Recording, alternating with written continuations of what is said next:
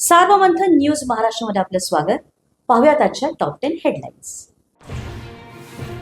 मुलीला न्याय मिळेपर्यंत राजकीय नेत्यांनी भेटायला येऊ नये, नसरापूरच्या पीडितेच्या वडिलांची विनंती, तर नेत्यांच्या फोटो सेशनवरून नाराजी.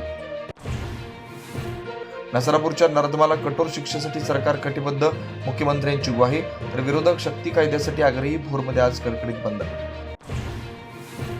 पुढे काय होईल सांगता येणार नाही, ठाकरेंच्या सेनेचे खासदार संजय जाधव यांचं वक्तव्य. चर्चांना उधाण, तर चर्चेतून मार्ग काढण्याचा राऊतांना विश्वास. यवतमाळच्या चिमुकलीच्या मृत्यू प्रकरणी नवा ट्विस्ट, मृत्यू उष्माघातामुळे नव्हे, डॉक्टरांची माहिती, तहाण्यामुळे मृत्यू झाल्याचा संशय. हिंगोली, बीड आणि धाराशिवमध्ये अनेक पेट्रोल पंप इंधनाविना बंद, कॅन घेऊन वाहन चालक रांगेत, तर बीडचे नागरिक पेट्रोलसाठी धाराशिवमध्ये. 5 राज्यांच्या सत्ताधीश उद्या ठरणार, पश्चिम बंगालमध्ये मोठा उलटफेर होण्याचे सट्टा बाजाराचे संकेत, तर बारामती आणि राहुरी पोटनिवडणुकीचा उद्याच निकाल. मिसिंग लिंकवर नागरिकांना सेल्फीचा मोह आवरेना, घाटातला बोगदा संपताच वाहन चालकांची सेल्फीसाठी झुंबड, तर पोलिसांकडून कारवाईला सुरुवात.